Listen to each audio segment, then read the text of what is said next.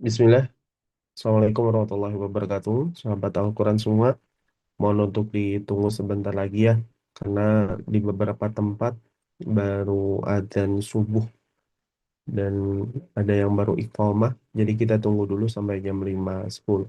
Barakallah.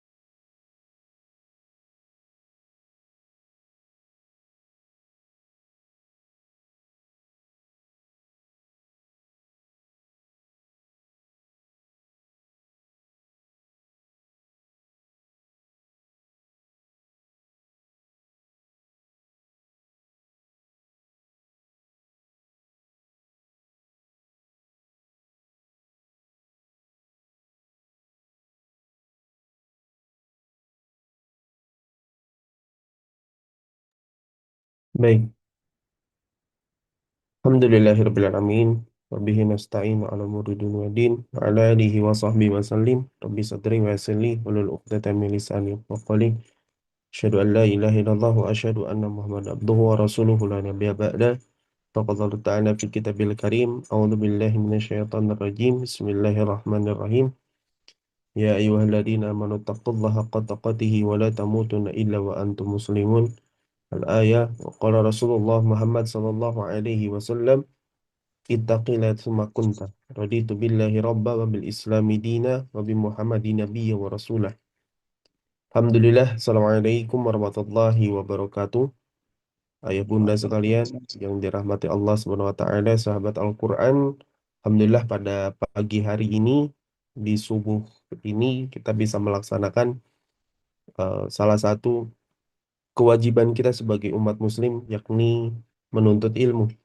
Alhamdulillah, Allah telah memberikan nikmat yang begitu banyak kepada kita. Allah telah memberikan karunia kepada kita hingga kita pada subuh hari ini masih diberikan kesehatan, masih diberikan iman, dan masih diberikan kenikmatan waktu luang dan kesehatan yang sebagian orang tidak menikmati keimanan dan kesehatan pada subuh kali ini.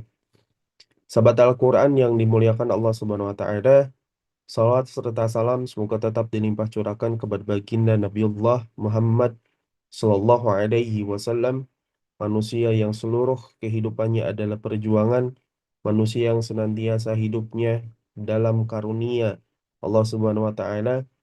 Maka ada pengingat terbaik daripada guru kami mengatakan bahwa beliau mengatakan tentang kalau seandainya kita ingin menjadi bapak yang baik, kalau seandainya kita ingin menjadi suami yang baik, kalau seandainya kita ingin menjadi daripada anak yang baik, maka tidak ada cara lain kecuali mengikuti Rasulullah Muhammad Sallallahu Alaihi Wasallam. Begitu pula kita doakan saudara-saudara kita doakan keluarga kita doakan orang tua kita doakan anak-anak kita doakan saudara-saudara kita kaum muslimin yang hari ini masih ditindas di Gaza, yang hari ini masih tertindas di Sudan, yang hari ini masih banyaknya kemaksiatan-kemaksiatan yang beredar di antara kehidupan kita, di antara lingkungan kita, di antara apa yang nampak pada diri kita hari ini. Semoga Allah senantiasa memberikan ampunan kepada kita semua. Semoga Allah senantiasa memberikan karunia pada mereka semua dan senantiasa Allah memberikan keistiqomahan pada diri mereka semua. Insya Allah, ayah bunda sekalian yang dirahmati Allah SWT, sahabat Al-Quran, pada subuh kali ini kita akan seperti biasa, kita akan bermuhajahah dengan Al-Mukarram Ustadz Gifari yang insya Allah akan membawakan sebuah nasihat pada kita semua tentang mengingat kematian adalah obat. Ayah bunda sekalian, mungkin hari ini kita dapati begitu banyak saudara-saudara kita yang sudah tidak ter apa namanya itu sudah tidak ada hijab lagi. Bagaimana hari ini yang muda ataupun yang mereka sudah berumur, Allah cabut apa namanya itu kenikmatan waktunya daripada mereka. Entah yang hari ini terkapar dengan sakit, entah hari ini kalau kita lihat di berita-berita itu banyak banget ya Allah, kematian-kematian yang tidak berada di atas haknya. Maka mari kita simak sedikit tentang nasihat-nasihat daripada para ulama, nasihat daripada Rasulullah SAW tentang mengingat kematian. Sebelum itu semua, ayah bunda, bagi ayah bunda sekalian yang mungkin hari ini sudah terbiasa dengan sedekah subuh, maka dilaksanakan sedekah subuhnya, insya Allah Rasulullah SAW mengatakan bahwa di antara sedekah subuh itu ada dua malaikat, dan malaikat yang satu adalah mendoakan orang-orang yang senantiasa bersedekah di subuh hari. Ayah bunda sekalian, kita sebelum ke acara inti, saya sapa dulu terlebih dahulu Al-Mukarram Ustaz Gifar. Assalamualaikum Ustaz. Waalaikumsalam warahmatullahi wabarakatuh. Masya Allah, sehat Ustaz. Alhamdulillah, sehat Ustaz Aris. Alhamdulillah, sehat Ustaz. Baik Ustaz, gimana? Udah siap untuk menyampaikan sedikit banyaknya nasihat kepada kita Ustaz? Insya Allah. Insya Allah. Alhamdulillah. Baik ibu bapak sekali lagi bagi ayah ibu yang hari ini atau yang apa namanya terbiasa untuk sedekah subuh, maka tafadhol untuk apa namanya itu untuk meluangkan waktunya sedikit untuk bersedekah subuh di Rumah Tafid Indonesia atau di kelas hijrah. Tafadhol mungkin bisa di screenshot atau mungkin bisa langsung untuk bersedekah subuh. Baik. Ayah bunda sekalian, mari kita langsung saja ke pematerian inti kita pada subuh kali ini dengan Al-Mukarram Ustadz Gifar mengenai mengenai mengingat kematian adalah obat. Kepada beliau, Al-Mukarram, waktu dan tempat kami persilahkan. Tafadhal Ustaz. Alhamdulillah, syukran Ustaz Aris ya. Baik, Bismillahirrahmanirrahim. Assalamualaikum warahmatullahi wabarakatuh. Waalaikumsalam warahmatullahi. Assalamualaikum warahmatullahi wabarakatuh. Alhamdulillah, alhamdulillahilladzi bini'matil iman wal Islam asyhadu an la ilaha illallah wahdahu la syarikalah wa asyhadu anna Muhammadan abduhu wa rasuluhu alladzi la nabiyya wa la rasula ba'dah. Alhamdulillah, sahabat Quran yang dimuliakan dan dicintai Allah Subhanahu wa taala. Pertama-tama, marilah kita senantiasa bersyukur kepada Allah atas segala karunia nikmat yang telah Allah berikan, Allah limpahkan kepada kita semua. Salat dan salam semoga selalu tercurah limpahkan kepada junjungan kita, yakni Habibana wa Nabiyana Muhammad sallallahu alaihi wasallam, kepada para keluarganya, para sahabat, tabi'in, tabi'ut tabi'in, dan juga semoga sampai kepada kita selaku pemegang risalahnya ila yaumil qiyamah. Amin. Allahumma amin. Sahabat Al-Quran yang dimuliakan dan dicintai Allah Subhanahu wa taala, alhamdulillah satu kenikmatan di subuh ini kita bisa dikumpulkan walaupun di beda tempat, di beda pulau, di beda waktu mungkin. Namun kita semua di subuh ini dikumpulkan dengan ketakwaan kita kepada Allah Subhanahu wa taala. Ada salah seorang ulama yang mengatakan kenapa udara subuh itu begitu bersih, mengapa udara subuh itu begitu segar, karena belum dihirup oleh orang-orang munafik. Nah, maka semoga kita yang memang terbiasa bangun di subuh hari ya, bukan menjadi bagian dari orang-orang munafik itu, dan juga kita senantiasa diistiqomahkan di dalam ketakwaan kepada Allah Subhanahu wa taala. Sahabat Al-Quran yang dimuliakan dan dicintai Allah Subhanahu wa taala, ketika kita berbicara tentang usia gitu ya, tentu kita sadar bahwa bertambahnya umur ya itu bukan artinya hidup kita itu semakin lama, namun bertambahnya umur menandakan jatah kehidupan kita itu setiap tahunnya semakin berkurang. Nah, maka seharusnya dari berkurangnya umur kita ini menjadikan kita mempersiapkan hal yang terbaik ya untuk menggapai kehidupan yang bahagia, kenikmatan yang hakiki, yaitu kenikmatan kelak di surganya Allah Subhanahu wa taala.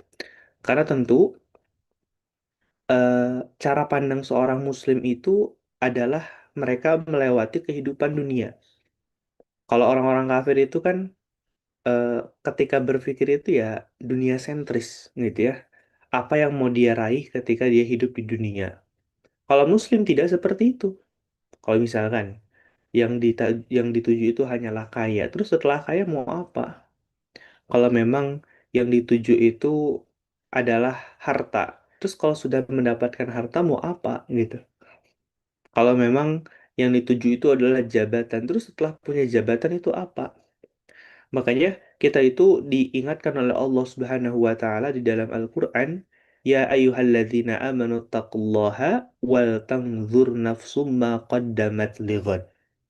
Untuk apa? Untuk mempersiapkan apa yang akan kita dapati di hari esok.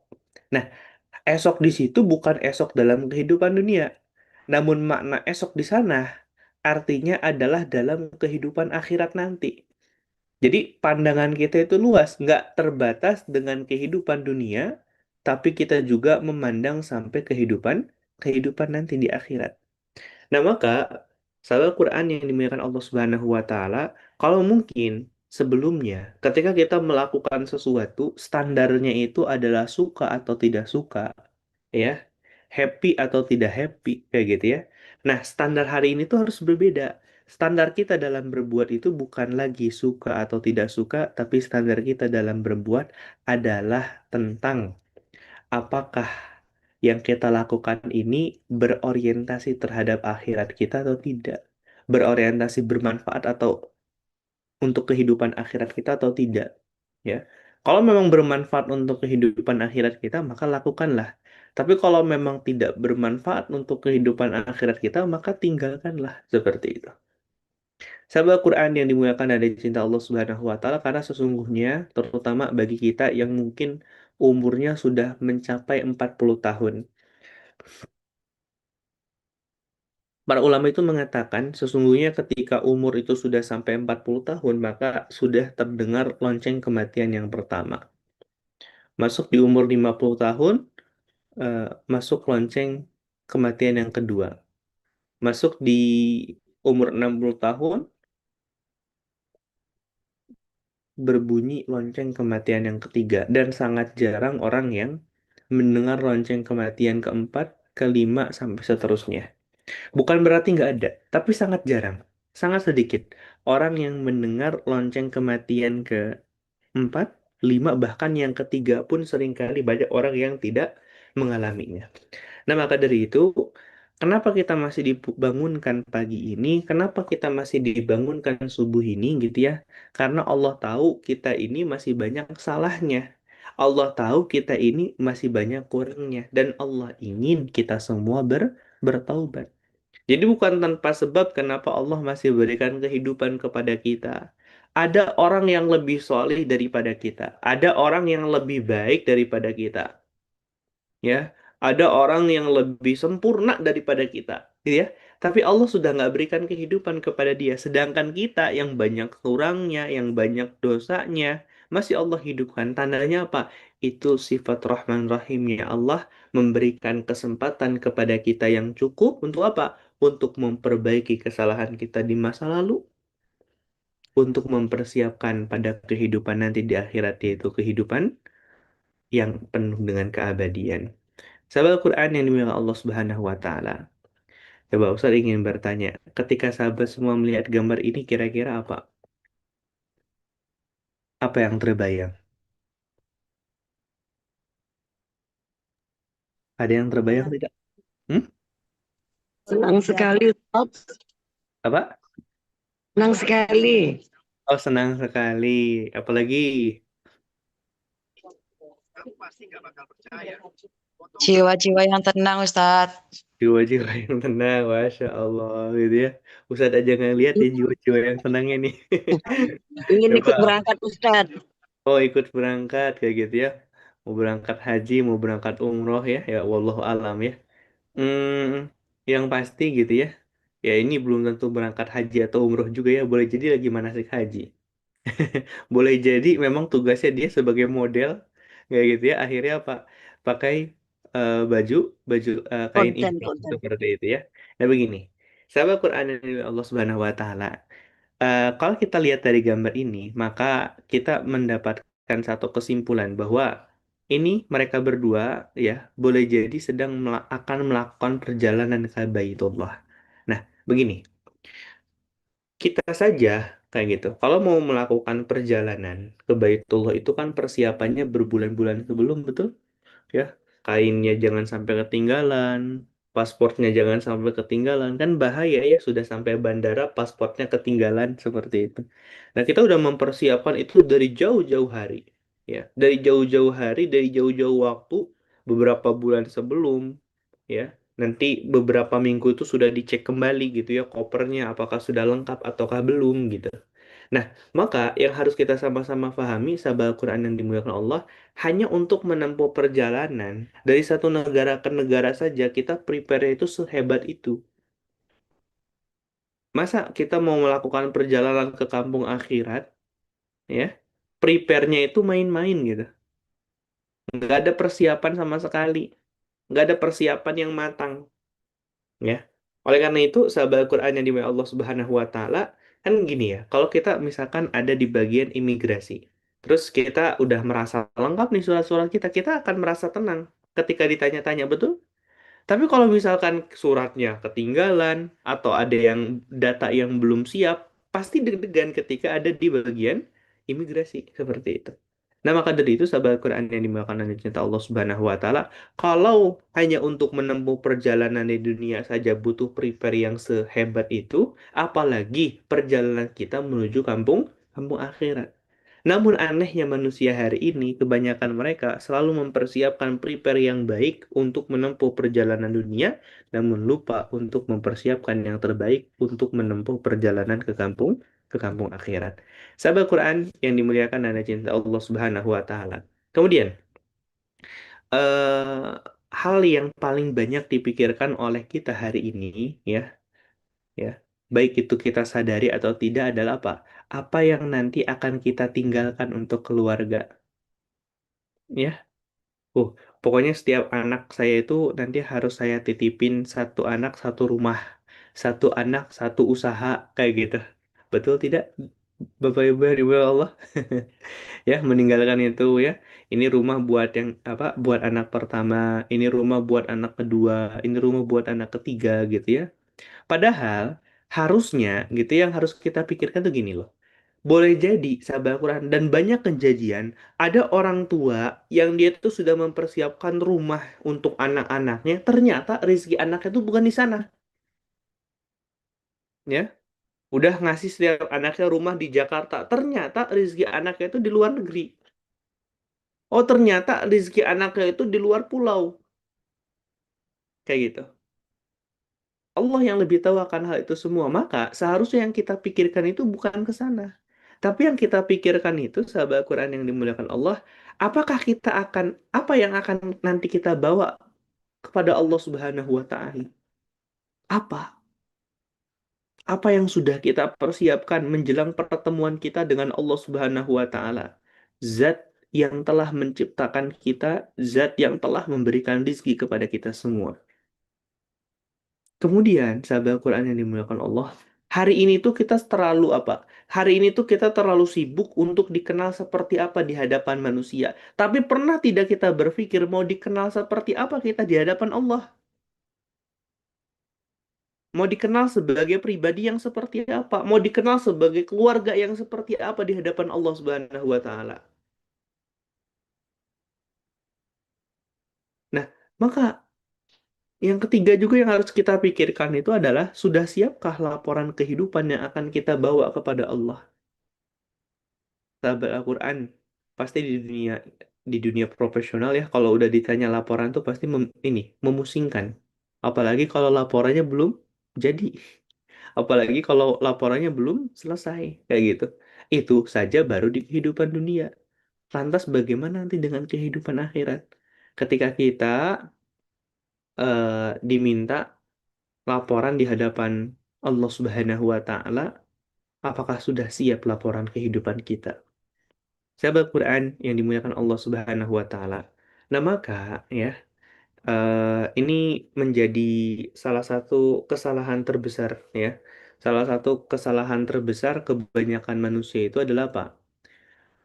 Mengkhawatirkan sesuatu yang sudah pasti namun mengabaikan sesuatu yang belum pasti. Betul tidak, sahabat Quran? Kadang kita itu fokus memikirkan sesuatu yang belum pasti. Van, kadang kita itu terlalu merepotkan memikirkan sesuatu yang belum pasti, yang sudah pasti, tapi lupa memikirkan sesuatu yang sudah pasti. Coba Ustadz mau tanya, sahabat Al-Quran, eh rizki itu pasti atau tidak? Pasti. Pasti, kayak gitu ya. Pasti. Rizki anak-anak kita itu sudah pasti atau bukan? Pasti. Sudah pasti gitu ya. Tapi kita apa mempersiapkan ini itu buat keturunan kita gitu ya. Sampai kita tuh lupa mempersiapkan yang sesungguhnya yang belum pasti. Kita belum pasti masuk surga atau neraka. Harusnya itu yang kita pikirkan, ya. Kadang kita tuh tersibukkan dengan sesuatu yang sudah pasti, namun lupa untuk memikirkan sesuatu yang sudah pasti. Nah, sahabat Quran yang dimuliakan dan dicintai Allah Subhanahu wa taala. Ustaz di pagi ini ingin mengisahkan satu kisah, ya. Kisah dari salah seorang wanita muslimah yang mungkin sahabat Al-Quran nggak mengenalnya seperti mengenal sosok idola, bukan mengenalnya seperti sosok apa namanya, Cristiano Ronaldo ya, apalagi bapak-bapak yang kemarin mungkin sebagian sedang putus asa karena idolanya kalah di 16 besar Piala Dunia seperti itu ya. Nah, ini ada satu kisah yang sangat menginspirasi bagi kita sahabat Al-Quran. Itu kisahnya Mbah Jum. Ya gitu ya. Ustaz Aris sudah tahu Mbah Jum belum Ustaz Aris? Belum tahu ya? Ya gitu. Wallahi sahabat Al-Quran. Mbah Jum itu bisa Ustaz katakan lebih baik daripada kita semua. Seorang wanita yang biasa, seorang penduduk seorang penduduk bumi ya, akan tetapi eh, bikin iri para bidadari surga. Apa kisahnya? Kayak gitu ya. Sahabat Al-Quran yang dimuliakan dan dicinta Allah Subhanahu wa taala, Mbah Jum itu adalah nama panggilan beliau, ya. Nah, Mbah Jum ini adalah seorang tunanetra yang berprofesi sebagai pedagang tempe. Nah, kemudian setiap pagi beliau itu senantiasa dibonceng oleh cucunya ke pasar untuk berjualan tempe. Sesampainya di pasar, tempe tersebut segera digelar sambil menunggu pembeli datang. Di saat pedagang lain sibuk menghitung uang dan mengerumpi dengan sesama pedagang, Mbah Jum itu selalu bersenandung sholawat. Nah, cucunya yang selalu mengantarkan Mbah Jum tersebut, gitu ya, itu selalu meninggalkan Mbah Jum sebentar. Karena dia juga bekerja sebagai kuli panggul di pasar itu. 2 jam kemudian, cucunya datang kembali untuk mengantar simbahnya pulang ke rumah. Jadi tidak sampai 2 jam, sahabat Al-Quran, dagangan tempe Mbah Jum itu selalu habis. Ludes, ya. Mbah Jum selalu pulang paling awal dibanding dengan pedagang lainnya. Nah, sebelum pulang, Mbah Jum selalu meminta cucunya menghitung uang hasil dagangannya terlebih dahulu. Bila cucunya sudah menyemput angka 50.000, ya, maka Mbah Jum selalu meminta cucunya untuk mampir ke masjid untuk memasukkan uang lebihnya itu ke kotak amal. Nah, ini tadi kita bahas ya. Kenapa bisa seperti itu? Nah, kemudian ada salah satu orang yang bertanya, kenapa seperti itu kepada cucunya? Nah, maka cucunya itu mengatakan, karena kata Simbah itu, modal Simbah bikin tempe itu cuma 20.000. Harusnya Simbah itu paling banyak dapatnya 50.000.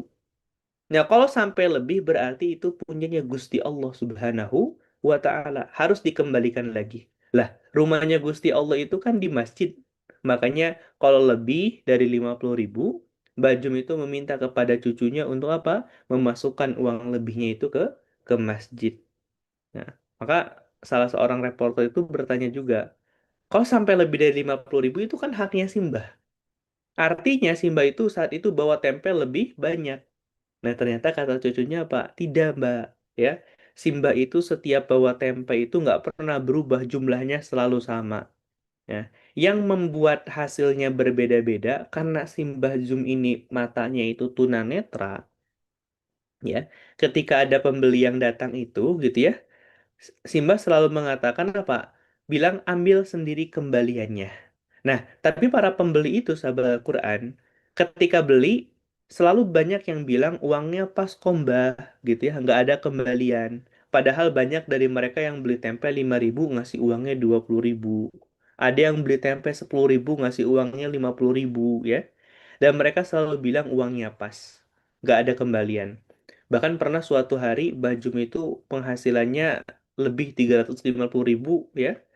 350.000 jadi Bajumnya 50.000, sisanya itu dia kembalikan kepada rumahnya Allah Subhanahu wa Ta'ala. Nah, sahabat Al-Quran yang dimuliakan dan dicinta Allah Subhanahu wa Ta'ala, coba kita bayangkan di dunia yang hari ini itu serba materialistis, ya. Di dunia yang sehari ini tuh senantiasa dilihatnya itu dari sisi materi. Ada loh orang yang masih seperti itu, ya. Orang yang menilai nilai cukupnya itu di mana. Dan dia memandang bahwa sisanya itu bukan miliknya, tapi milik Allah Subhanahu wa Ta'ala. Sahabat Quran yang dimuliakan dari cinta Allah Subhanahu wa Ta'ala, perlu kita ingat, mungkin boleh jadi selama ini, kenapa Allah itu melimpahkan harta yang banyak kepada kita, harta yang melimpah kepada kita, karena ada hak anak yatim di sana. Ya, karena ada hak saudara-saudara kita di sana. Maka dari itu sahabat Al-Quran yang dicintai dan dimuliakan Allah Subhanahu wa Ta'ala, yang harusnya menjadi nasihat bagi kita itu adalah apa? Dalam setiap apa yang kita miliki, ya, itu ada titipan rezekinya orang lain. Contoh begini, kita pagi hari berangkat bekerja, kita udah ngerawat kendaraan kita sebaik mungkin, tiba-tiba bannya bocor, ya. Itu bukan masalah sebetulnya. Boleh jadi itulah caranya Allah, ya, memberikan rizki kepada tukang tambal ban, yang mana wasilah rizkinya itu berasal dari kita. Sahabat Al-Quran yang dimuliakan Allah Subhanahu wa Ta'ala, dan faktanya apa coba sahabat Al-Quran? Mbah Jum ini dari kecil itu tunanetra, namun faktanya Mbah Jum itu adalah seorang penghafal Quran. Coba Ustaz mau tanya sahabat Al-Quran, ini wajahnya Mbah Jum itu menandakan masih muda apa sudah tua? Coba, masih muda apa sudah tua? Sudah Sudah tua. tua, Ustaz. Ustaz. Tapi Mbah Jum itu nggak beralasan apapun. Ustadz, saya udah tua, susah ngafalin Quran. Nggak mungkin saya ngafalin Quran seperti itu ya. Bahjum nggak melakukan semua alasan tersebut. Mengapa demikian? Kayak gitu, karena guru kami itu senantiasa berkata begini. Seorang pemenang itu tidak pernah bersahabat dekat dengan yang namanya alasan. Ya, seorang pemenang tidak pernah berakrab, berteman dekat dengan yang namanya alasan. Sahabat Quran yang dimuliakan dan dicinta Allah Subhanahu wa Ta'ala, nah, maka dari itu, ya, ini apa ya namanya? Ini menjadi satu hal yang sangat luar biasa dari kisahnya Mbah Jum. Semoga kita bisa mengambil petik hikmah. Jadi Mbah Jum itu melakukan sesuatu, ya, yang tidak berorientasi hanya untuk kehidupan dunianya, tapi juga berorientasi terhadap kehidupan akhiratnya. Sahabat Al-Quran yang dimuliakan dan dicinta Allah Subhanahu wa Ta'ala.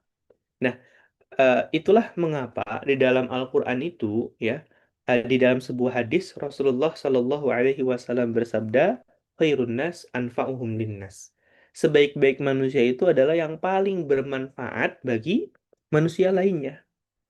Jadi bukan yang paling cerdas, bukan yang paling tampan, bukan yang paling bukan yang paling cantik, bukan yang paling kaya, bukan yang paling tinggi jabatannya, bukan. Tapi sebaik-baik manusia itu adalah yang paling bermanfaat untuk manusia yang lainnya. Yang jadi pertanyaan begini loh sahabat Al-Quran. Hari ini kita hidup, kebermanfaatan apa yang kita berikan untuk sekitar kita? Ya, kalau kehidupan kita itu bermanfaat untuk keluarga kita, itu menjadi sesuatu yang biasa. Selumrahnya memang seperti itu. Tapi manfaat apa yang kita tebarkan kepada orang-orang di sekitar kita? Jangan sampai kita hidup tapi nggak berdampak apapun kepada orang-orang di sekeliling kita.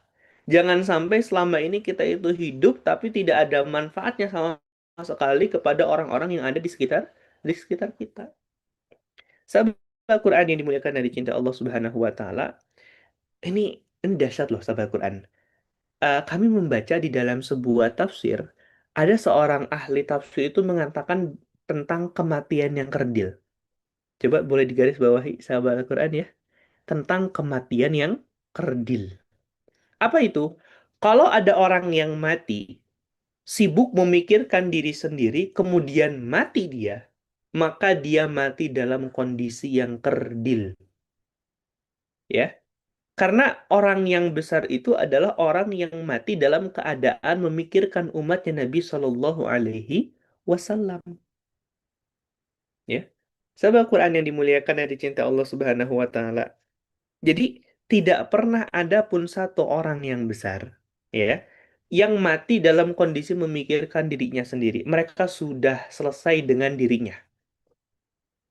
Ya, makanya jangan sampai karena perkara update status teman itu yang membuat kita menjadi galau, gitu ya, teman apa namanya itu melihat teman yang sedang happy happy membuat kita itu galau. Udah nggak zamannya seperti itu sahabat Al-Quran. Ya, harus memikirkan sesuatu yang besar agar kita pun menjadi orang yang besar. Muhammad Al-Fatih memikirkan bagaimana menembus pertahanan tembok Konstantinopel. Ya. Salahuddin Al-Ayyubi memikirkan bagaimana membebaskan Baitul Maqdis. Ya. Kemudian Sulaiman Al-Qanuni ya berpikir bagaimana mengamankan negara Islam ketika itu seperti itu. Nah, harusnya itu yang kita pikirkan sahabatku adik dimuliakan dan dicintai Allah. Memikirkan sesuatu yang besar, bukan memikirkan sesuatu yang kecil. Kenapa? Karena orang yang sibuk memikirkan dirinya sendiri kemudian mati dia, maka sesungguhnya di hadapan Allah itu adalah kematian yang kerdil. Sahabat Quran yang dimuliakan Allah Subhanahu wa taala. Coba Ustaz mau tanya. Pas pagi tadi, apa yang kita pikirkan? Sahabat Quran. Apa yang kita pikirkan? Saya harus tahajud, saya harus baca Quran, kayak gitu ya. Betul? Tapi sahabat Quran yang dimuliakan dan dicinta Allah Subhanahu wa taala. Tadi kan Ustaz Aris mengingatkan di pembukaannya ya, bagaimana kita harus mengingat saudara-saudara kita yang hari ini di Gaza, saudara kita yang hari ini di Sudan gitu ya, yang mereka itu apa ya namanya, sedang mendapatkan ujian yang begitu berat gitu. Nah, ini ada korelasinya dengan hadis yang disampaikan oleh Nabi. Ya, dalam sebuah hadis yang disampaikan oleh Nabi Shallallahu Alaihi Wasallam, Nabi Shallallahu Alaihi Wasallam mengatakan, "Man asbaha wa dunya akbaru himmuhu falaysa minallahi fi syai'. Wa man lam yattaqillaha falaysa minallahi fi syai'. Wa man lam yahtamu lil muslimina ama falaysa minhum." Kalau kita perdalam hadis ini saja gitu ya, ini maknanya betul-betul dahsyat sahabat Al-Quran. Barang siapa yang bangun di pagi hari, hasrat dunianya itu lebih besar, maka dia tidak ada apa-apanya di sisi Allah Subhanahu wa taala.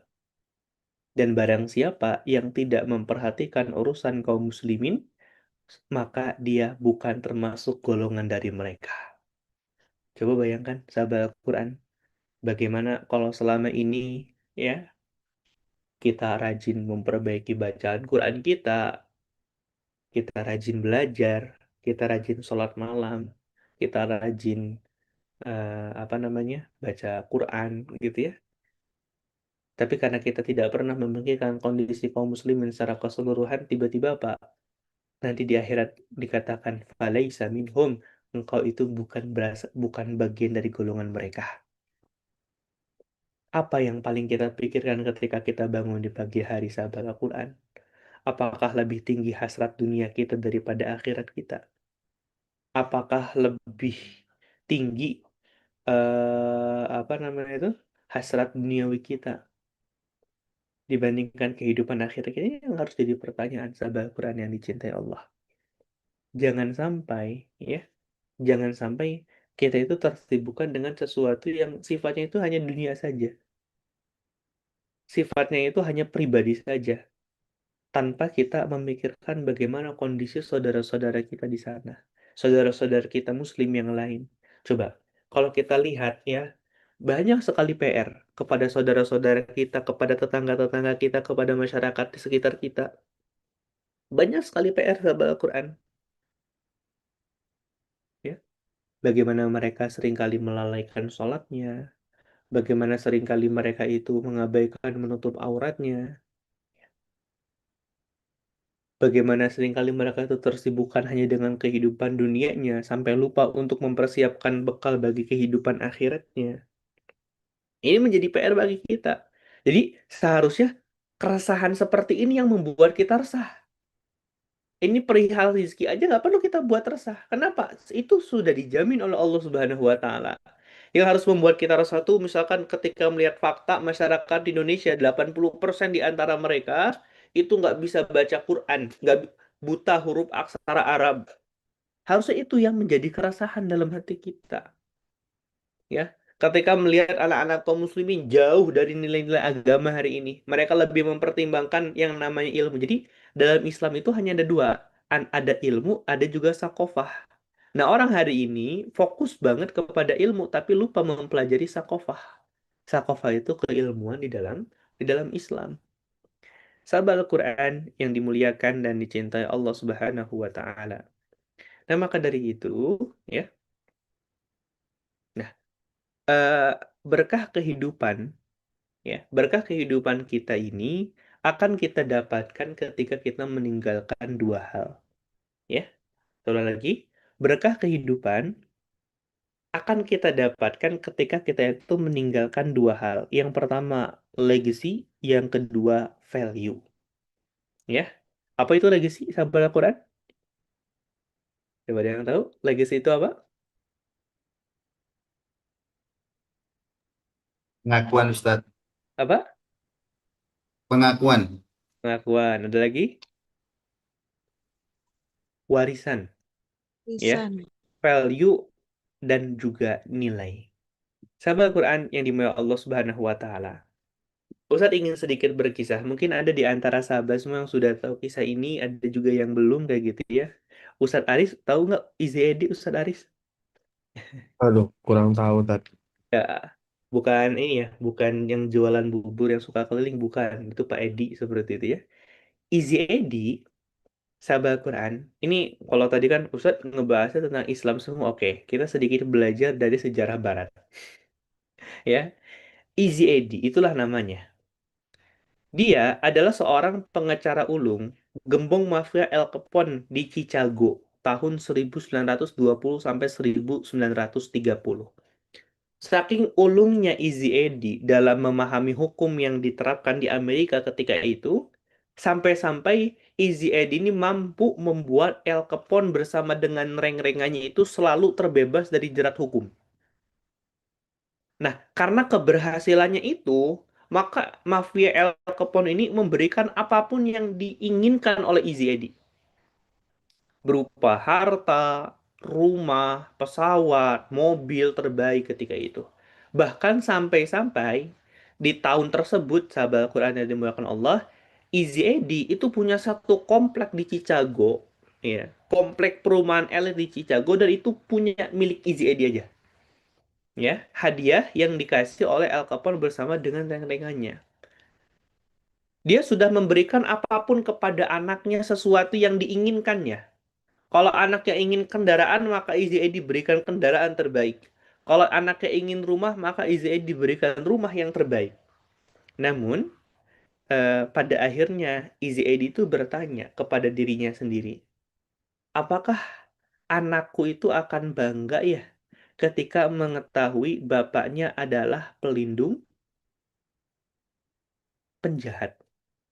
Apakah anaknya itu akan merasa bangga ketika melihat bapaknya itu adalah orang yang melindungi para mafia?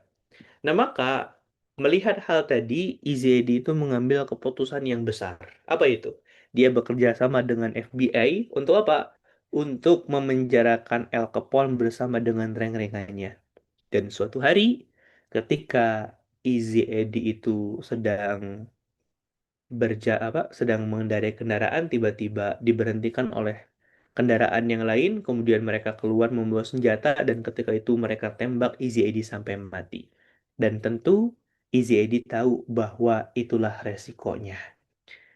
Nah, saya ingin bercerita juga, sahabat Al-Quran yang dimuliakan dan dicintai Allah. Kalau tadi kisah tentang Easy Eddie, ya, yang kedua ini kisah tentang Butch O'Hare, salah seorang tentara Amerika yang ikut pada perang melawan Jepang.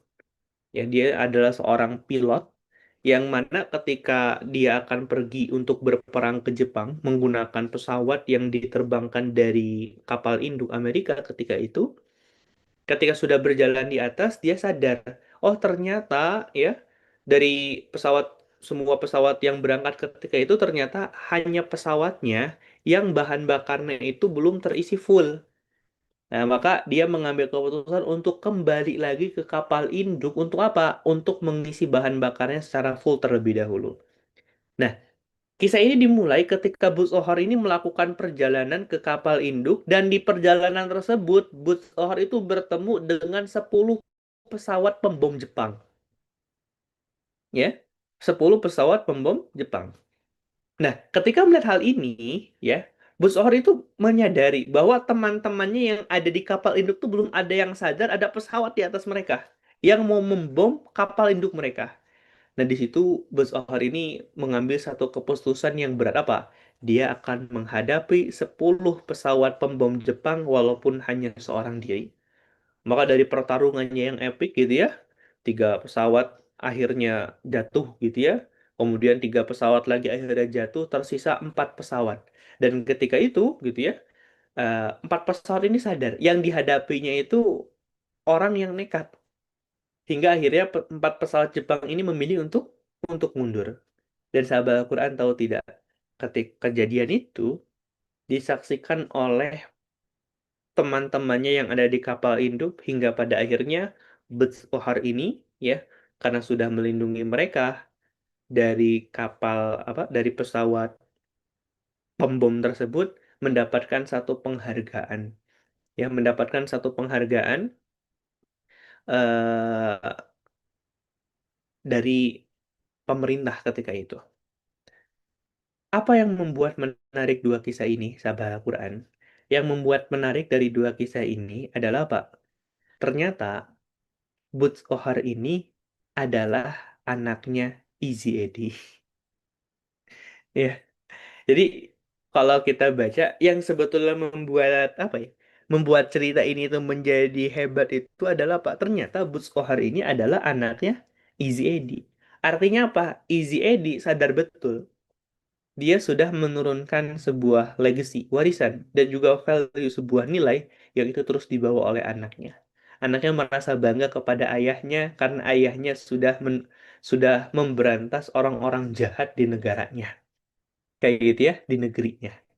Nah, itulah value yang pada akhirnya dibawa oleh anaknya. Dia rela mengorbankan nyawanya untuk melindungi teman-temannya.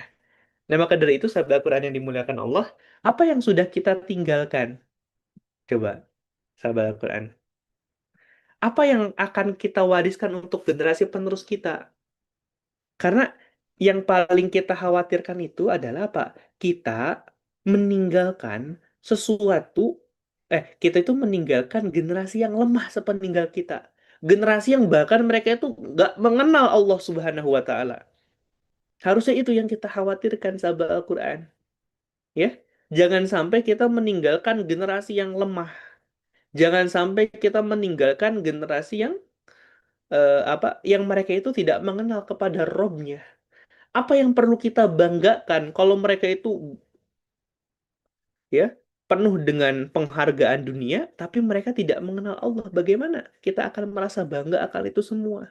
Makanya begini, keturunan kita, generasi penerus kita, mereka mau jadi apapun nggak masalah, selagi itu memang dalam koridor ketaatan kepada Allah. Tapi yang harus kita ingat itu adalah jangan sampai mereka sendiri tidak mengenal Robnya, melalaikan ibadahnya. Kenapa seperti itu, sahabat Al-Quran yang dicintai Allah? Karena kita sadar, ya. Karena kita sadar dan kita tahu bahwa pada akhirnya, ya, kita semua itu akan kembali kepada Allah dan dimintai pertanggungjawaban atas kehidupan yang selama ini kita jalani. Sahabat Al-Quran yang dimuliakan dan dicintai Allah Subhanahu wa Ta'ala. Nah, maka ini jadi satu nasihat, ya. Satu nasihat dari apa yang disampaikan oleh Nabi Shallallahu Alaihi Wasallam, ya. Dan nasihat ini berlaku bagi ahli ibadah maupun ahli maksiat. Apa nasihat yang disampaikan oleh Nabi berabad-abad yang lalu? Ya. Nabi Shallallahu Alaihi Wasallam bersabda, Innal abda la ya'malu fima yarannasu amala ahlil jannah. Sungguh ada seorang hamba yang menurut pandangan manusia, dia itu melakukan amalan-amalan penduduk surga. Wa innahu lamin ahlin nar. Namun pada akhirnya, orang tersebut berakhir menjadi penghuni neraka. Wa ya'malu fima yarannasu amala ahlin nar. Dan ada seorang hamba yang menurut pandangan mereka melakukan amalan-amalan penduduk neraka. Wahwa min ahlil jannah. Namun berakhir dengan menjadi penghuni surga. Coba perhatikan kalimat yang Ustadz merah ini, sahabat Al-Quran.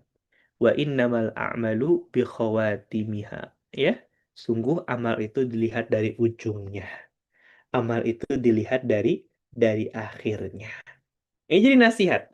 Makanya berbuat baik itu, sahabat Al-Quran, bukan tentang hari ini saja. Tapi bagaimana kita terus berbuat baik sampai Allah memanggil kita untuk pulang. Kenapa ada pembiasaan sedekah subuh? Mungkin nggak besar, tapi kita konsisten setiap hari. Mengapa demikian? Karena kita nggak pernah tahu amalan apa yang kita lakukan terakhir sebelum kita itu wafat. Coba sahabat Al-Quran. Kalau misalkan kita meninggal waktu sekarang, kira-kira siap atau tidak? Siap atau tidak sahabat Al-Quran? Belum siap, Ustadz. Belum siap, kayak gitu ya. Harusnya siap. Kenapa? Karena kita sudah memastikan sekarang kita dalam ketaatan. Kematian yang menakutkan itu adalah kematian yang tiba-tiba datangnya, sahabat Al-Quran. Karena kematian yang datangnya tiba-tiba, kita nggak pernah tahu kita lagi ngapain. Na'udzubillah, kita diwafatkan Allah dalam kondisi maksiat. Ingat sahabat Al-Quran, Umar bin Khattab itu pernah berbuat syirik kepada Allah. Umar bin Khattab itu pernah mengangkat pedangnya untuk membunuh Nabi. Namun pada akhirnya dimakamkan di samping Nabi. Khalid bin Walid itu pernah mengalahkan Nabi pada perang Uhud. Namun pada akhirnya mendapatkan gelar Saifullah. Ya, coba sahabat Al-Quran, mohon maaf ya. Kalau misalkan kita mantan narapidana, pasti susah masuk dalam pekerjaan sahabat Al-Quran. Kalau ada track record ya, HR itu pasti lihat, oh ini apa namanya tuh pernah jadi narapidana. Pasti susah dia cari kerja. Kayak gitu. Manusia itu memandang kita di masa lalu, sedangkan Allah itu memandang kita hari ini. Allah nggak peduli kita tuh dulu apa ya namanya tuh, seingkar apa. Allah nggak peduli kita itu dulu apa ya, sejahat apa gitu. Yang terpenting apa yang kita lakukan hari ini, sahabat Al-Quran. Makanya Allah senantiasa ingatkan wa innamal a'malu bikhawatimnya. Amal itu tergantung ujungnya. Nasihat untuk ahli ibadah adalah apa? Kamu harus istiqomah sampai Allah memanggilmu untuk pulang. Kan ada salah seorang sahabat yang dia tuh rajin ibadah, di medan perang dia terluka karena nggak tahan merasakan sakitnya, akhirnya apa? Dia bunuh diri. Yang pada akhirnya dia masuk ke dalam neraka. Dan ada dulu salah seorang apa namanya? Ada salah seorang Jadi dulu ada salah seorang mu'alaf sahabat Quran, dia belum pernah sholat sama sekali, terus dia masuk surga. Jadi mu'alafnya itu ba'da subuh, ya, sudah masuk duha, dia mu'alaf, terus ada panggilan jihad, sebelum zuhur dia wafat. Itulah orang yang nggak pernah sujud kepada Allah, namun berakhir masuk surga. Kayak gitu. Sahabat Quran yang dimuliakan dan dicintai Allah Subhanahu wa Ta'ala. Nah, maka kematian itu adalah penawar. Ya, apa kematian itu adalah penawar.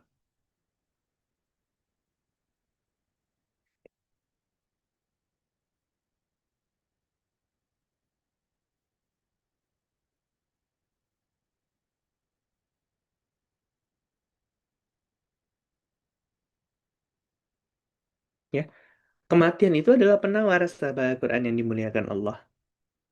Kenapa kematian itu adalah penawar?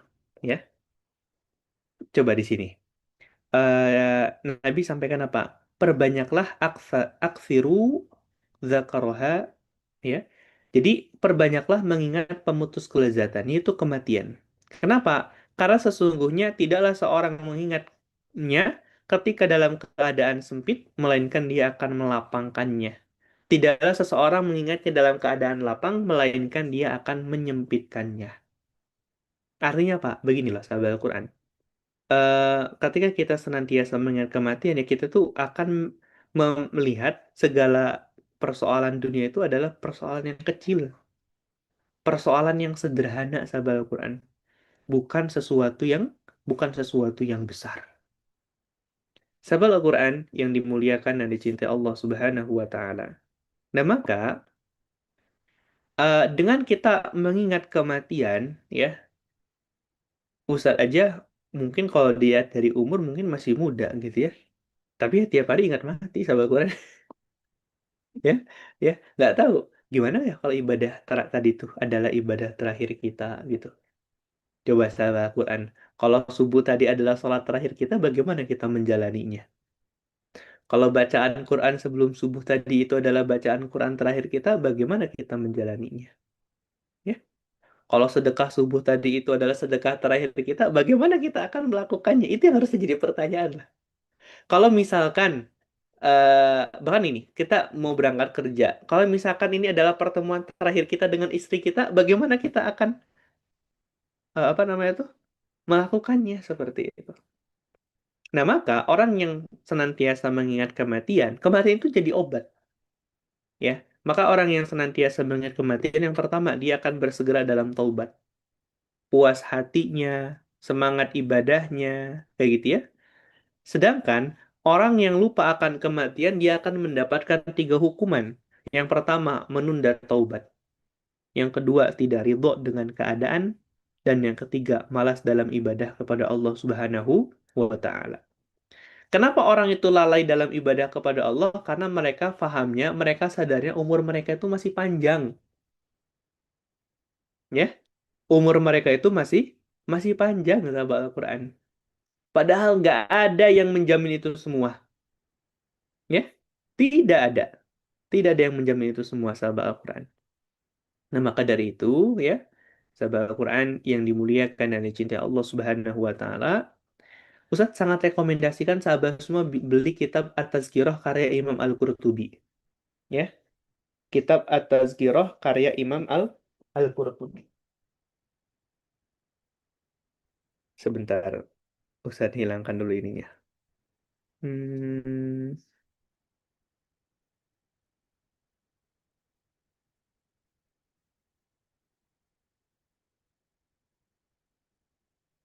Nah, ini kitabnya.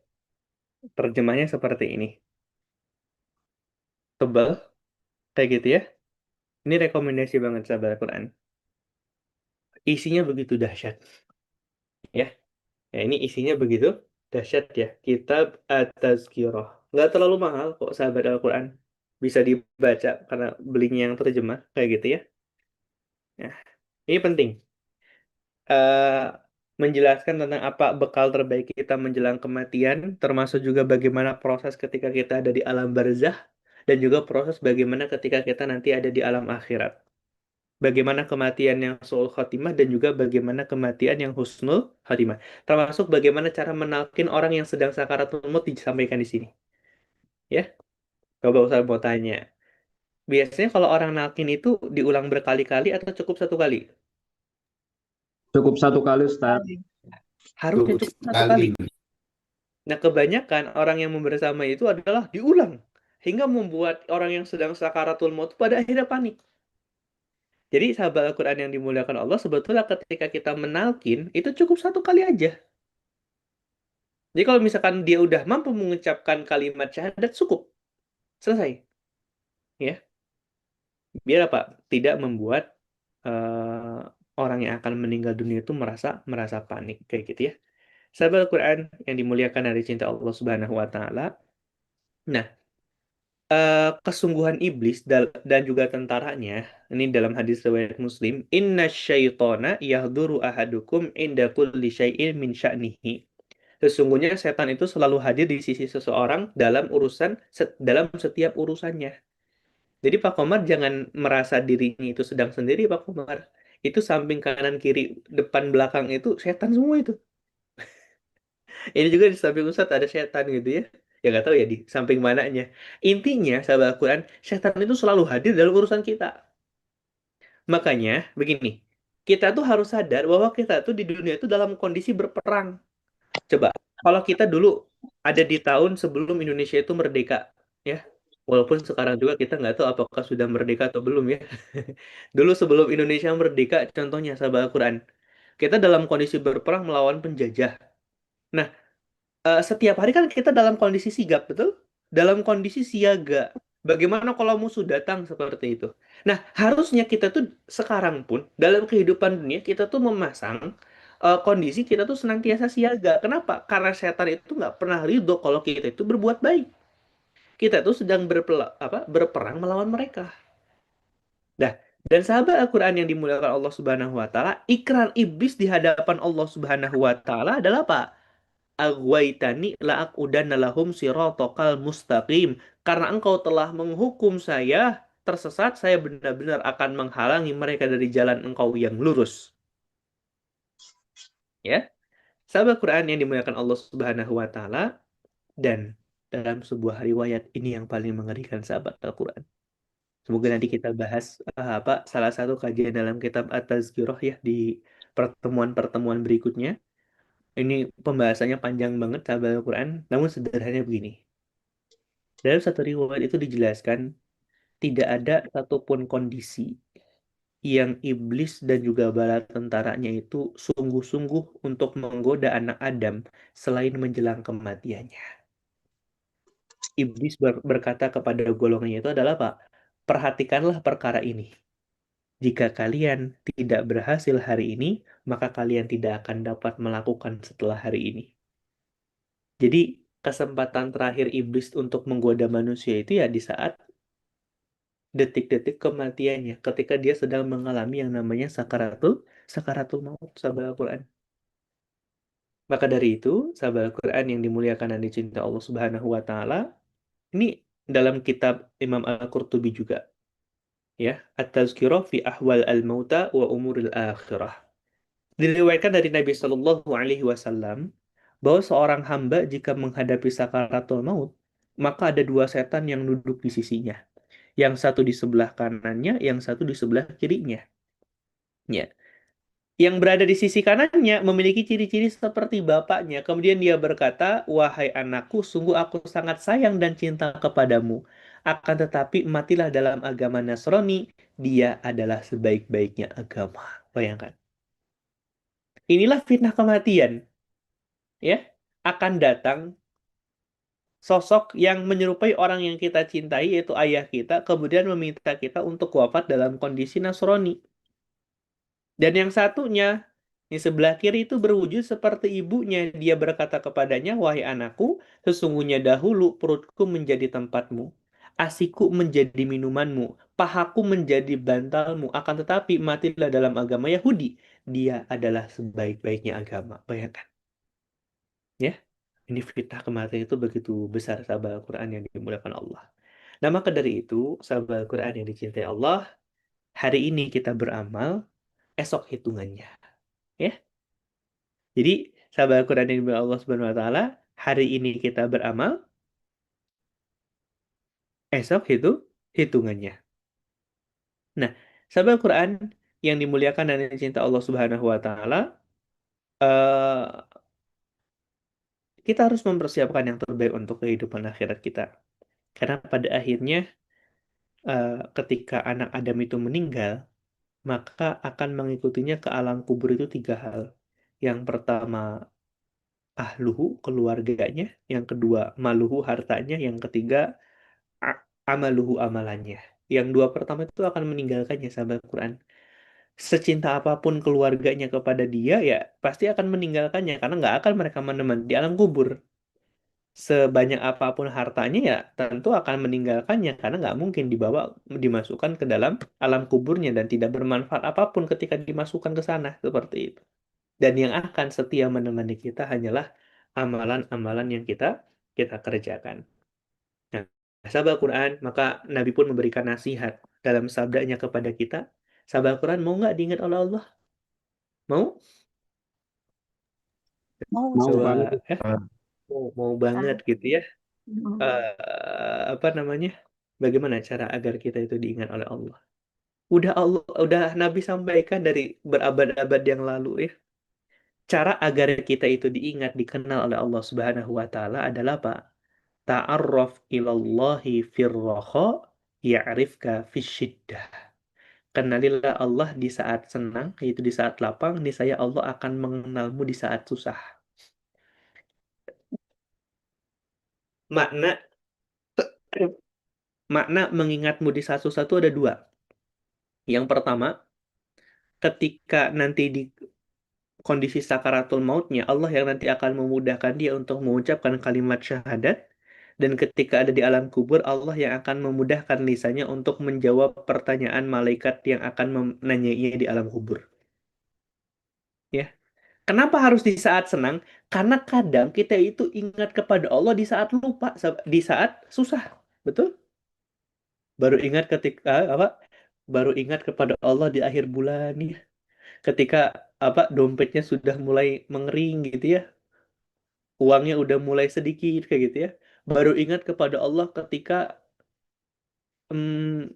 sedang sakit. Jadi orang sakit mengingat Allah itu wajar ya. Coba kita lagi liburan, jalan-jalan ke Ancol, ingat Allah nggak? Ya, misalkan sepanjang jalan sambil naik wahana itu ngucapin Subhanallah, Subhanallah, ya, sahabat Al-Quran. Coba, seringkali ya, kita tuh kan hadir dalam kehidupan kita itu orang-orang yang datang ketika butuh, betul? Kira-kira, tapi kalau kebutuhannya sudah selesai, mereka lupa. Kayak gitu. Kira-kira mau nggak kita menjadikan mereka sebagai sahabat kita, sahabat Al-Quran? Mau atau tidak? Tidak. Tidak ya.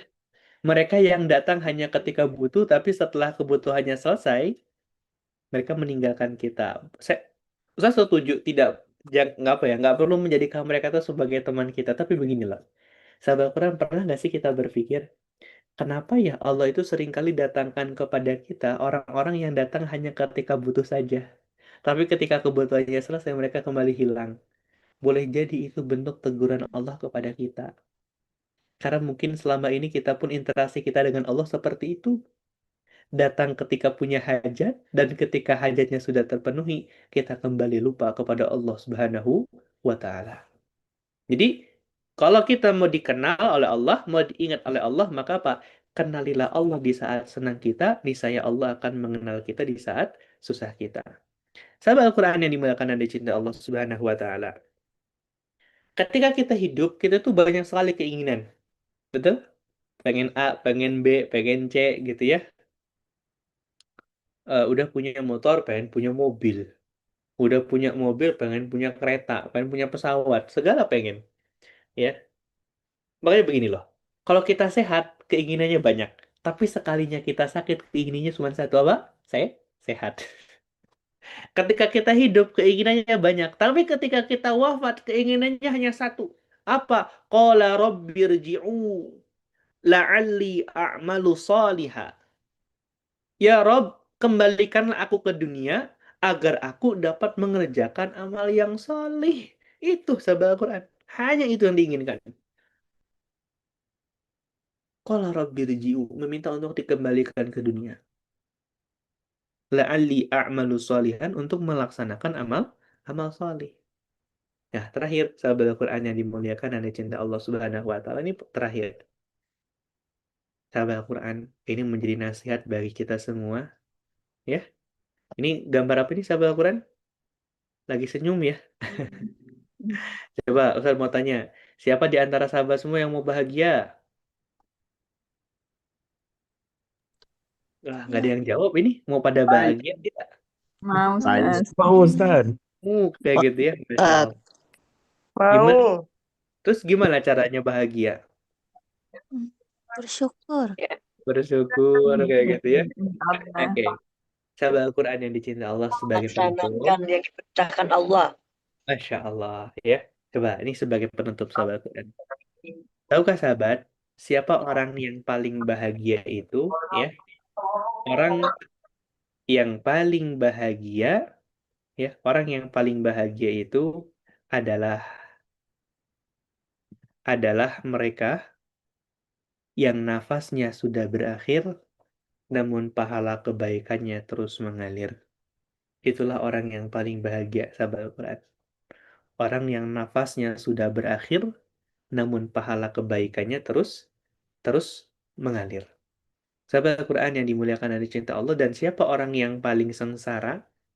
Orang yang paling sengsara itu adalah orang yang nafasnya sudah berakhir, namun dosanya terus mengalir. Siapa orang yang paling rugi? Ya, orang yang paling rugi itu adalah orang yang nafasnya berakhir, pahala kebaikannya juga berakhir. Itu orang yang paling rugi. Ya. Nah, pertanyaan Ustaz, sahabat Al-Quran, mau jadi orang yang paling bahagia, mau jadi orang yang paling rugi, atau mau jadi orang yang paling sengsara nanti di akhirat? Mau jadi yang mana? yang Ya. paling bahagia, Ustaz. Yang paling bahagia. Makanya jadi pertanyaan, apa dampak yang sudah kita timbulkan untuk orang-orang sekitar kita hari ini? Karena pahala kebaikan akan terus mengalir kalau kita itu berkontribusi untuk kebaikan. Kalau kita hanya Kalau kita sendiri hanya memikirkan diri kita sendiri, gak ada dampak apapun untuk orang di sekitar kita, bagaimana mungkin kita mendapatkan pahala yang terus mengalir? Nah, sebagai penutup, sahabat Al-Quran yang dicintai Allah, ya, berbuatlah sesuka kita dalam kehidupan dunia, namun kita ingat, sejauh apapun perjalanan kita, ujungnya itu adalah kematian. Ya, ya. Sejauh apapun bumi yang kita pijak, pada akhirnya ujungnya itu adalah kematian. Mungkin itu saja sahabat Quran yang bisa kami sampaikan. Semoga bisa bermanfaat ya. Selanjutnya Ustadz persilahkan kembali kepada Ustadz Zumpro atau Ustadz Aris. Kami persilahkan.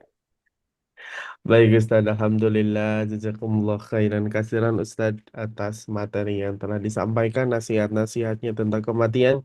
Ternyata betul sekali ayah bunda sekalian bahwa kematian itu sangat dekat dengan kita dan ternyata kematian itu mengejar-ngejar kita. Senantiasa kita melupakan tapi ternyata kematian itu adalah kepastian.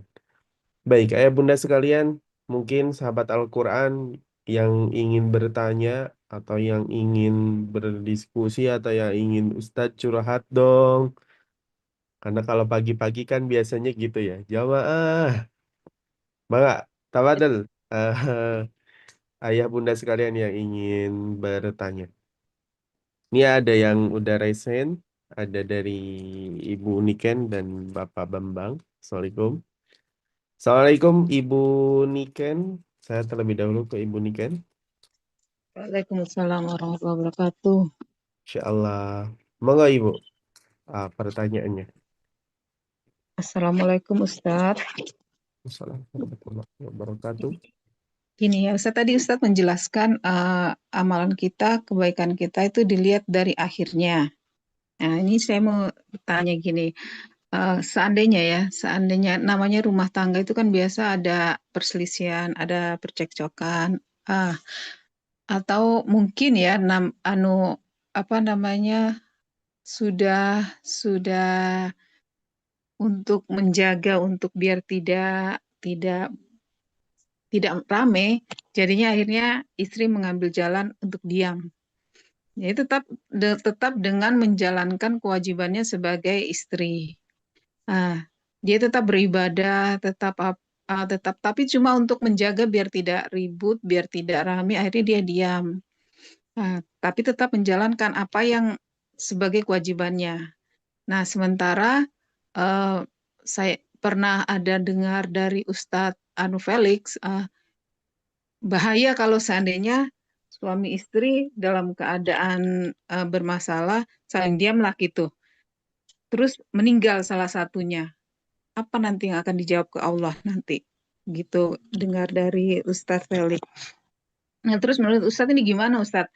Sementara mereka tetap menjalankan ibadah, tetap berbuat baik, tetap cuma untuk menjaga biar tidak konflik tidak semakin tajam, akhirnya memilih untuk diam walaupun tetap menjalankan kewajibannya.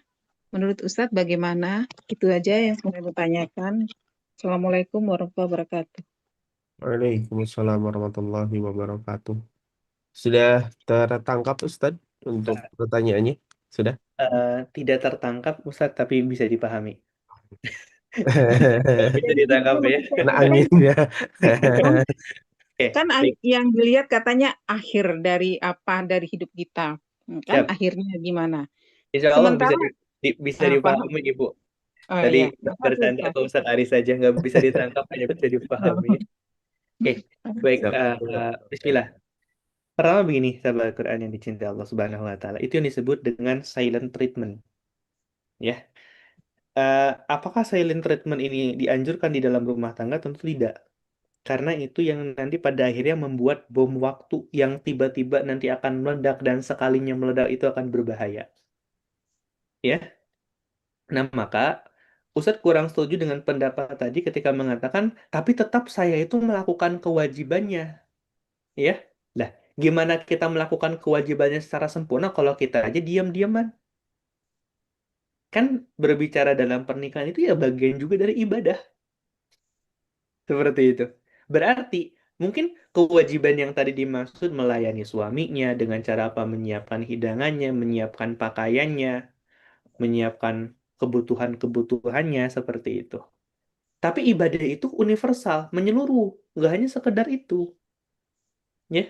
Jadi gini loh, sahabat Al-Quran. Ustaz tuh kalau mendengarkan apa namanya tuh curahan hati istri gitu ya dari istri itu ya Ustaz anggap itu ibadah gitu. Itu pahala juga gitu. Kita menjadi pendengar yang terbaik kayak gitu ya. Seperti itu. Walaupun kadang masuk telinga kanan, keluar telinga kiri nggak masalah. Terus didengarkan kayak gitu ya. Walaupun pertanyaannya selalu berulang, kamu sayang aku nggak? Kamu cinta aku nggak gitu ya. Itu sampai tua pun nanti yang jadi pertanyaan selalu berulang itu. Itu sesuatu yang wajar. Terus gini, harus kita pahami bahwa ibadah terpanjang itu adalah pernikahan. Makanya dalam Al-Quran sendiri Allah sebutkan apa? Sebagai mitsaqan ghalidha. Ikatan yang kokoh, ikatan yang berat. Tandanya apa? Karena pernikahan itu adalah ibadah terlama, ibadah terpanjang, maka ujiannya pun besar. Ya. Jadi kalau dalam rumah tangga ada persoalan, ya itu sesuatu yang lumrah. Dan kita harus ingat sahabat Al-Quran, ada sosok pemimpin wanita di surga itu lahir dari suami yang durhaka. Siapa itu? Asia. Ya. Yang membuat Asia itu mulia, kenapa? Dia ditakdirkan memiliki suami yang durhaka, tapi dia tetap taat kepada Allah Subhanahu wa Ta'ala. Bunda-bunda solihah mau tidak seperti Asia? Jadi pemimpin wanita di surga? Mau? Maulah. Mau. Siap suaminya seperti Fir'aun? Enggak lah. Astagfirullahaladzim. Kayak gitu. Nah kan kadang kita tuh lupa gitu. Saya pengen jadi Asia, mulia nanti di hadapan Allah Subhanahu wa Ta'ala. Tapi kita lupa siapa suaminya. Ustadz, anak saya pengen seperti Hasan dan Husain sampai kita lupa siapa bapaknya. Ya, kan ada Ustadz saya pengen anak saya jadi soleh, rajin ngafalin Quran lah, bapaknya sukanya musik gimana? Dangdutan tiap hari gimana? Gak nyambung. Kayak gitu. Sahabat Al-Quran yang dimuliakan dan dicintai Allah Subhanahu wa Ta'ala, maka begini. Sahabat Al-Quran, tahu tidak? Pencapaian tertinggi seorang wanita itu, ya, adalah Pak, momentum ketika sang istri menghembuskan nafas terakhirnya, lalu secara otomatis dan tulus suaminya mengatakan dan berkata kepada Allah, ya Allah, aku ridho ia menjadi suamiku sepanjang hidupku. Dan saat itu pula lah kedelapan pintu surga itu langsung memanggil namanya. Gini, sahabat Al-Quran. Ustadz ingin menyampaikan satu apa ya? Satu satu hadis yang ini sangat menampar kita semua. Hadis yang diriwayatkan oleh Imam Ahmad. Jalan paling mudah untuk masuk surga itu Allah berikan hanya kepada wanita. Tapi realitasnya, ya, apa? Realita yang menjadi paradoks spiritual terbesarnya itu adalah wanitalah yang paling banyak di neraka. Kenapa seperti itu, sahabat Al-Quran yang dicintai Allah? Dalam sebuah hadis, Nabi sampaikan, siapa saja seorang wanita yang menjaga sholat 5 waktu, berpuasa di bulan Ramadan, menjaga kehormatan diri, mentaati suaminya, maka apa? Akan dikatakan kepadanya, masuk surga dari jalan mana saja yang engkau sukai. Jadi gitu. Sepanjang Ustadz belajar, Ustadz belum pernah mendapatkan membaca hadis yang ditunjukkan kepada laki-laki masuk surga saja dari jalan yang mau engkau lalui gitu. Nggak ada yang spesifik itu. Coba bayangkan di sini. Eh, ada nggak di sini sholat tahajud kabar Al-Quran? Nggak ada. Menjaga sholat 5 waktu, berpuasa di bulan Ramadan, menjaga kehormatannya, mentaati suaminya, terus dikatakan kepada dia, udkhulil jannah masyita. Jadi masuklah surga dari jalan mana saja yang kau mau. Itu satu kehormatan loh bagi seorang muslimah.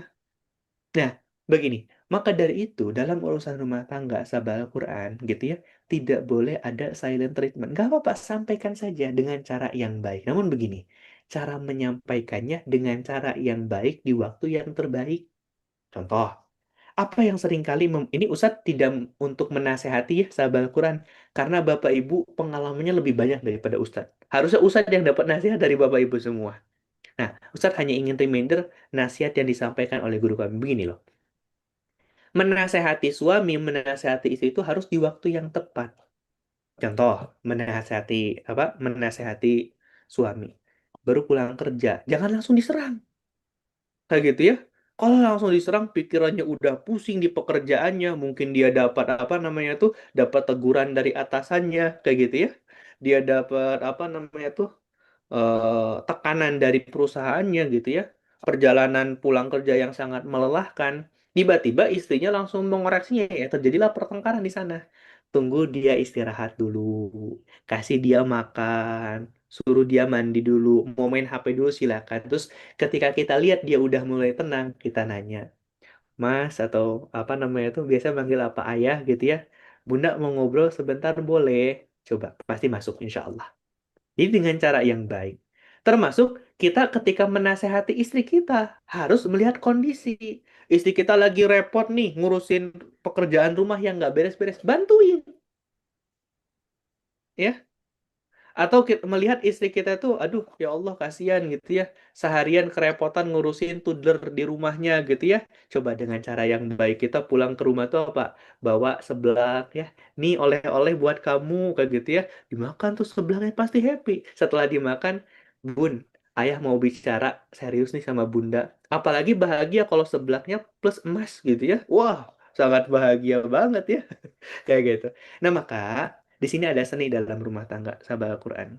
Jadi, nggak boleh silent treatment tersebut karena kita nggak pernah tahu ujung kehidupan kita itu di mana.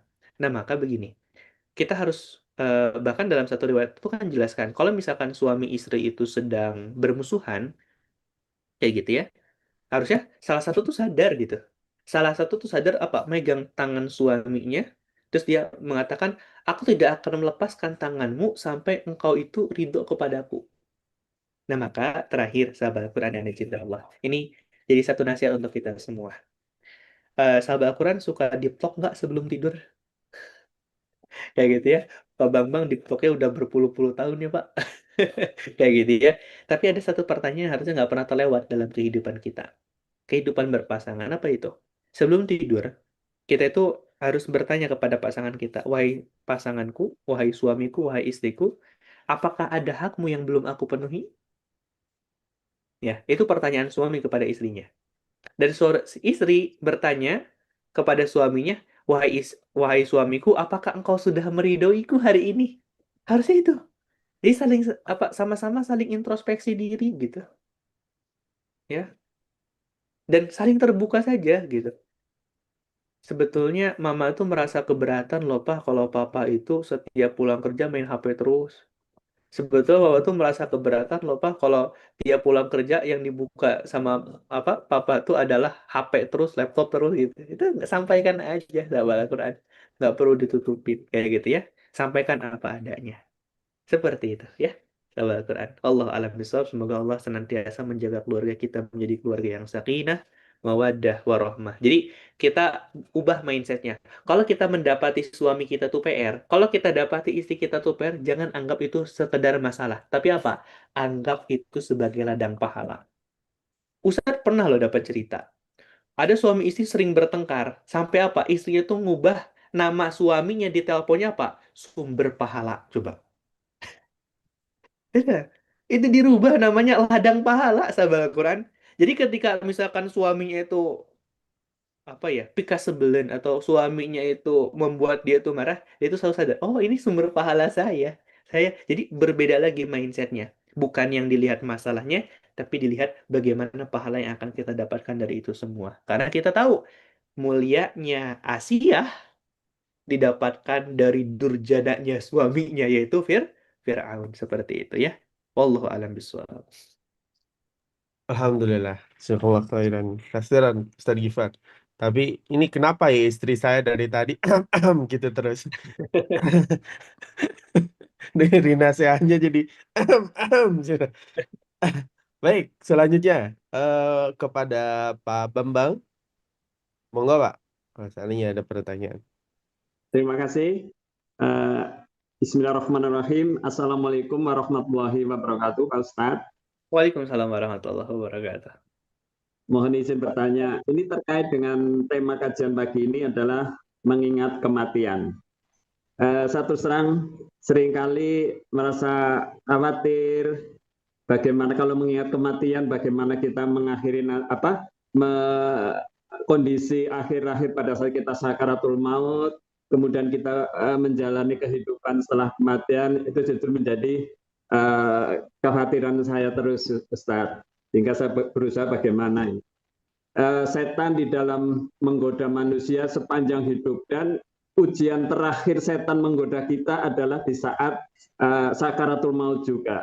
Dan ujian manusia keimanan juga saat terakhir di sakaratul maut juga.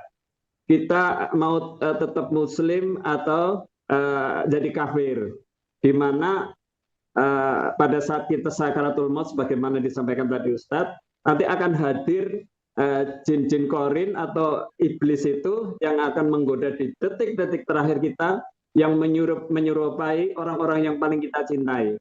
Contoh bapak, ibu, mungkin mbah. Karena saya sering mendampingi orang-orang yang mau meninggal itu, mesti itu bapaknya datang, padahal ya orang-orang yang meninggal itu ibunya datang, itu mbahnya datang. Dan kita akan digoda, diuji dengan tawaran-tawaran. Kalau yang saya ikut kajian, karena kita dalam kondisi sakaratul maut hausnya luar biasa, dengan minuman atau dengan keselamatan seperti tadi Ustadz sampaikan, ibu menawarkan untuk ikuti agama Nasrani atau bapaknya Yahudi. Itu yang menjadi kekhawatiran saya, sanggupkah nanti saya bisa melalui semua itu dengan selamat. Yang ingin menjadi pertanyaan saya, Ustadz, apakah amalan-amalan yang kita lakukan, amalan kebaikan itu nanti bisa menolong kita dalam menghadapi fitnah setan yang begitu dahsyat di saat sakaratul maut? Bisa membantu kita, artinya kita tetap kekeh pada agama Islam, walaupun itu yang nawarin adalah seolah-olah ibu kita, bapak kita, atau mbah kita, untuk biar selamat. Yang kedua yang jadi pertanyaan saya, kira-kira tip apa yang Allah akan menolong kita bahwa untuk tetap kekeh pada diri kita? Karena terus terang dalam kondisi sakaratul maut, saya rasa sering lihat orang sakaratul maut sebagaimana luar biasanya itu, pasti di situ akan rapuh sekali pertahanan kita, khususnya iman kita yang sebetulnya di titik terakhir. Sehingga orang ini selamat atau tidak sebetulnya di titik terakhir itu. Karena mungkin tidak tahannya dengan sakit, dengan hausnya itu, sehingga mau saja menerima bantuan. Itu dua pertanyaan. Apakah amalan-amalan itu juga nanti bisa membantu mau tetap kekeh pada keimanan kita? Yang kedua, bagaimana pertolongan Allah supaya mendapat pertolongan Allah tetap kekeh itu dalam menghadapi fitnah yang maha dahsyat itu, Ustaz. Terima kasih untuk pencerahannya. Wassalamualaikum warahmatullahi wabarakatuh. Waalaikumsalam warahmatullahi wabarakatuh. Sudah terpahami, Ustaz? Sudah, insyaallah. Sebetulnya Pak, sekali lagi ya, ini di dalam kitab At-Tazkirah itu dibahas semua. Di dalam kitab At-Tazkirah dibahas semua. Bahkan Ustadz ketika baca itu, wah takut. Kayak gitu ya. Mungkin sahabat semua, Ustadz nggak jualan gitu ya, karena Ustadz juga nggak menjual, Ustadz juga beli, kayak gitu ya. Jadi bukan promosi sahabat Al-Quran. Sebisa mungkin kita bisa beli kitab At-Tazkirah itu sebagai pengingat bagi kita juga tentang tentang akhir dari kehidupan kita di dunia, termasuk tadi jawaban tadi itu ada di sini Pak. Ya, jadi jawaban dari pertanyaan Bapak tuh terjawab sempurna di sini. Bagaimana ketika kita menghadapi fitnah kematian, apa yang membuat kita itu dimudahkan lisannya untuk senantiasa dalam ketaatan. Nah, sebetulnya pertanyaan pertama dan kedua itu bisa dijawab dalam satu jawaban karena berkorelasi. Apakah amalan kita itu dapat berdampak, kita itu dimudahkan oleh Allah untuk menjawab pertanyaan menjawab fitnah yang tadi, itu sangat bisa. Jadi, apa persiapan terbaik menjelang kematian kita? Istiqomah dalam kebaikan itu. Ya. Karena dengan keistiqomahan kita dalam kebaikan, artinya kita itu mengenal Allah di saat kita lapang, di saat kita senang. Bahkan begini, Ustaz pernah baca dalam satu apa bacaan itu, sebetulnya sangat sulit loh menjawab pertanyaan mungkar dan nakir di alam kubur itu sangat sulit. Yang memudahkan itu siapa? Allah. Yang memampukan itu adalah Allah Subhanahu wa Ta'ala. Ustaz lupa ayat Qur'annya ayatnya yang mana gitu ya, tapi itu ada dalam salah satu ayat Quran tuh nanti Allah yang mempermudah lisan mereka. Nah, dalam tafsir ada dijelaskan mempermudah apa? Mempermudah dalam menjawab pertanyaan mungkar nakir nanti di alam barzakh. Termasuk memudahkan kita untuk mengenal Allah di saat kita wafat. Karena begini, itu pernah ada dalam satu penelitian Pak Bambang. Ada seorang dokter melakukan penelitian dari 100 orang yang meninggal di rumah sakit itu hanya 10 orang di antara mereka yang di penghujung umurnya itu mengucapkan kalimat syahadat. Dan ketika dilihat track recordnya, ternyata 10 orang ini adalah orang yang salih. Orang yang salihah seperti itu. Artinya apa? Nggak tiba-tiba loh. Nggak tiba-tiba seseorang itu mampu mengucapkan kalimat syahadat. Jadi cara menjemput kematian terbaik itu adalah dengan apa? Dengan kita istiqomah dalam kebaikan, kita istiqomah di dalam ketaatan kepada Allah Subhanahu wa Ta'ala. Karena kita nggak pernah tahu bagaimana penghujung umur kita. Dan yang kedua, di sini disebutkan juga bekal terbaik menjelang kematian itu adalah perbanyak husnuzon kita kepada Allah. Ya, memperbanyak husnuzon kita kepada Allah Subhanahu wa Ta'ala. Karena begini loh, kadang nih, Ustaz bacakan sedikit ya dalam kitab At-Tazkirah. Semoga Ustaz masih ingat halamannya yang mana.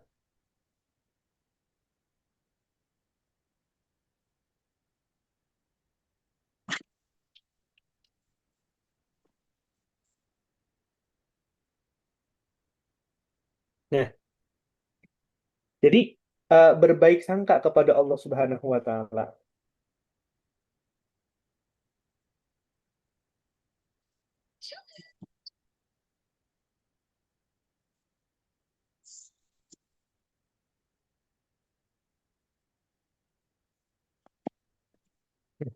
Kurang lebih begini, tabel Al-Quran. Saya sampaikan intisarinya saja. Jadi, tanda Allah itu menyayangi hambanya. Tandanya itu dengan cara apa? Ketika Allah hendak memberikan keberkahan untuk hambanya, maka Allah akan limpahkan, maka Allah akan balas setiap keburukannya di dunia. Allah akan segerakan balasannya di dunia. Seperti itu.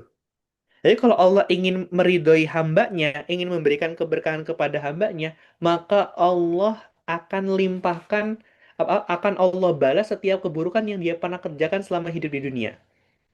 Dengan cara apa? Memberikannya sakit pada badannya, Allah uji dengan keluarganya, Allah persulit Allah persulit kematiannya. Jadi kalau masih tersisa nih, ketika dia mau wafat, masih tersisa dosanya, maka Allah akan persulit kematiannya. Maka ketika dipersulit kematiannya, belum tentu itu tanda keburukan. Ya, sehingga ketika nanti dia kembali kepada Allah, dia kembali dalam kondisi yang bersih. Sebagaimana seorang anak yang baru dilahirkan oleh ibunya. Dan tanda Allah akan mengazab seseorang itu apa? Allah akan membalas setiap kebaikannya di dunia. Ya, Allah berikan kesehatan pada badannya, ya. Allah berikan kesehatan pada keluarganya, Allah berikan kesehatan kepada pada dirinya, Allah berikan kelapangan rezeki, Allah berikan berbagai macam kebaikan. Kalau masih tersisa kebaikannya, maka Allah akan permudah sakaratul mautnya. Maka mohon maaf sahabat Al-Quran, lebih banyak orang kafir yang mudah sakaratul mautnya daripada orang muslim. Kenapa? Orang kafir itu balasnya di dunia. Sehingga nanti kata Allah itu apa? Sehingga ketika nanti dia kembali kepada Allah, tidak ada satupun kebaikannya yang mampu menghalanginya dari api neraka. Jadi terkadang kesulitan yang kita dapati itu untuk kemudahan nanti di akhirat. Dan kemudahan yang kita dapatkan, nauzubillah, bisa menjadi kesulitan nanti ketika kita ada di akhirat. Seperti itu Pak Bambang ya. Semoga bisa bermanfaat. Allah alam bisawab. Terima kasih Ustadz, syukron. Baik, alhamdulillah. Jazakumullah khairan katsiran Ustadz Gifar dan ayah bunda sekalian sahabat Al-Quran. Untuk pertanyaan-pertanyaan yang ada di kolom komentar, insya Allah nanti saya akan screenshot dan nanti akan dijawab secara japri. Jadi ayah bunda sekalian, langsung saja nanti untuk konfirmasi ke admin, ke nomor admin, nanti pertanyaan ini akan dijawab secara langsung di WhatsApp. Hai Bunda sekalian, Ustadz Gifar tadi sudah nge-WA bahwa beliau langsung keluar karena ada kelas lagi. Jadi untuk pertemuan pada subuh kali ini, insya Allah kita tutup. Bagi ayah Bunda sekalian yang sudah melaksanakan sedekah subuh bersama Rumah Tafidz Indonesia, bersama apa namanya itu, bersama dengan semangat berdakwah Indonesia, jazakumullah khairan katsiran. Semoga Allah senantiasa membalas kebaikan ayah Bunda sekalian, menjadikan mudah ketika nanti sakaratul maut, mendapatkan kebahagiaan di dunia dan mendapatkan kebahagiaan di akhirat.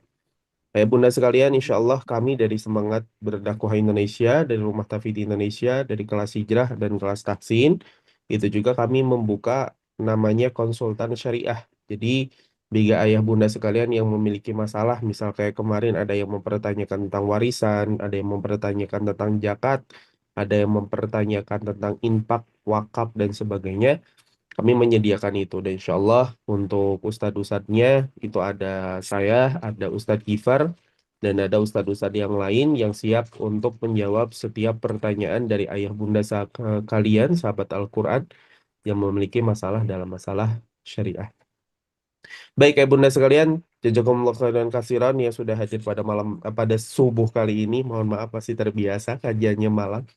Kita tutup untuk subuh kali ini dengan membaca hamdalah, istighfar, dan doa kafaratul majelis. Alhamdulillahirabbil alamin. Bismillahirrahmanirrahim. Subhanallah wa bihamdihi. Asyhadu an la ilaha illa anta astaghfiruka wa atubu ilaik. Ayo bunda sekalian, sekali lagi jazakumullah khairan katsiran